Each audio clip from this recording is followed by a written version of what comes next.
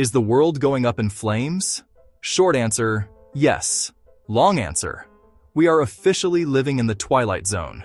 And if you thought 2025 was chaotic, buckle up, because 2026 isn't just going to be bad. It's shaping up to be a full-blown economic roller coaster, one that may drag America's own allies straight toward the edge of the abyss. This isn't about China. It's not about Russia. This time, the shockwave is aimed directly at America's closest partners, and that alone should scare you. Now, before we go any further, if you want deep analysis that mainstream media refuses to touch, make sure you hit like, subscribe, and turn on notifications. Because what's unfolding right now could redefine global power for decades. If you're part of the G7, you probably assume you're protected, right? You buy U.S. Treasury bonds, essentially lending Washington hundreds of billions of dollars. You buy expensive American energy, LNG exports at inflated prices, to keep Washington happy. You align militarily, you align politically. But apparently, that's no longer enough. Now comes the unthinkable. President Trump has floated what can only be described as a punishment campaign against America's own NATO allies, a 10% tariff, imposed not on rivals, but on Denmark, Norway, Sweden, Finland, France, Germany, the UK, and the Netherlands. And here's the kicker. This isn't a distant threat. This isn't theoretical. It's scheduled to happen within weeks.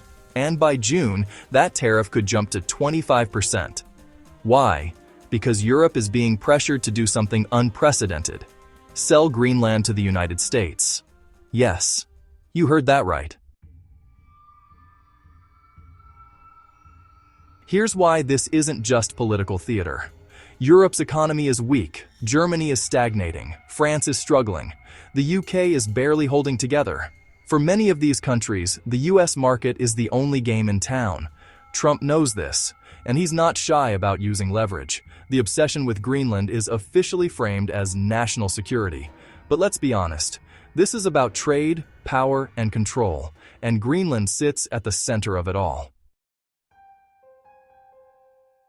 Greenland isn't just ice and snow, it sits directly between two future-defining trade routes, the Northwest Passage, the Transpolar Sea Route.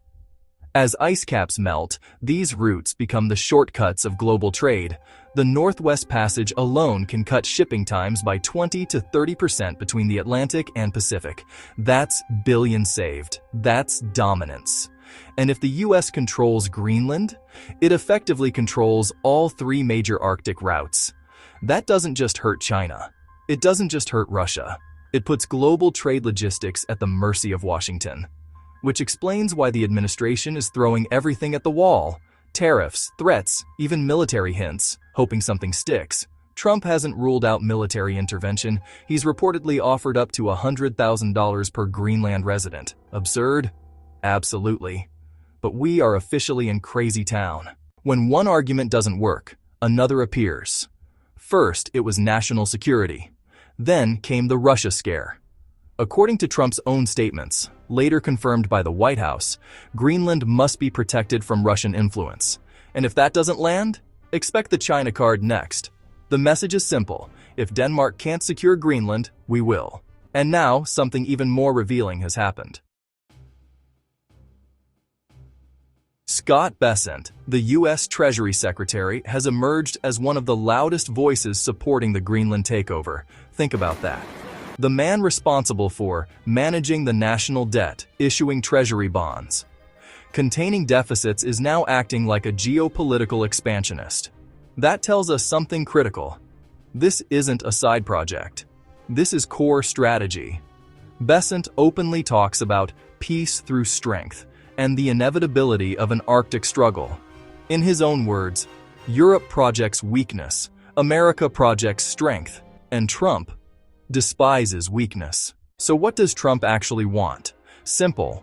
Reshore manufacturing, dominate semiconductors, secure supply chains. And to do that, America needs minerals. Lots of them. China already controls much of the global supply. Competing with that footprint would cost trillions. That's why Greenland is suddenly priceless. Estimates suggest Greenland holds over $1 trillion in mineral wealth, oil, gold, copper, graphite. Rare earth elements. We're talking 36 million tons of rare earths, 6 million tons of graphite, 3.7 million tons of copper, and that may only be the beginning. Climate change is literally exposing buried wealth as ice melts. This is the price. The cost, no one is admitting. Here's the inconvenient truth. Owning land is one thing. Extracting resources is another. Experts estimate it would take 20 years to build a functioning mining and extraction industry in Greenland. Cost? At least $1 trillion. That's 50+ billion dollars every year before interest. Add borrowing costs, and that trillion quickly becomes multiple trillions, and there's no guarantee of payoff. Now add another complication. Under Danish rule, Greenlanders receive free healthcare, free university education, 52 weeks of paid parental leave, 5 weeks of paid vacation. Bernie Sanders asked the obvious question, will Washington match these benefits? If yes, Americans will revolt. If no, Greenlanders will. Either way, it's a political disaster. Let's be clear, this strategy alienates NATO, angers the G7, provokes China and Russia, explodes the national debt. There is no clean win here, and Europe knows it. Europe is now dividing. Camp 1, led by Italy, calls for dialogue. They insist Europe is not anti-American.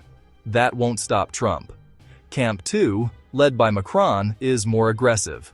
Fight fire with fire. Macron is openly floating the nuclear option, sanctions on U.S. companies, blocking U.S. banks from EU procurement, targeting U.S. tech giants. Remember, the EU is the third largest economy on Earth, and it accounts for 18% of U.S. exports. This wouldn't be symbolic, it would be painful.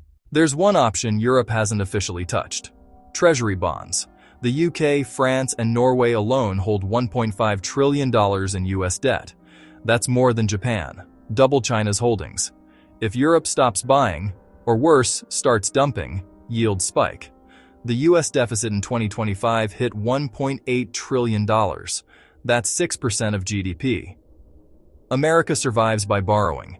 If bond yields hit 4.5%, 5% or higher, data centers stall, factories hesitate, investment dries up, and the dollar takes a hit.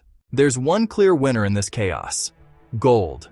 Prices have already surged to record highs near $4,700. Why? Because no counterparty risk, no political leverage, no sanctions. As fear rises, money flees paper assets. And if Greenland turns into a long-term occupation or conflict, expect gold to keep climbing. So, will Trump really take Greenland? I hope not. But 2026 is shaping up to be a year of force, coercion, and regime pressure. Every path forward weakens alliances, expands debt, debases the dollar. There is no elegant ending here, and that's what makes this so dangerous. Now I want to hear from you. Will Trump actually take Greenland? Can Europe stop him? Or is it already too late? Drop your thoughts in the comments below. If you found this analysis valuable, hit like, subscribe, and share this video, because these conversations matter more than ever. Stay safe.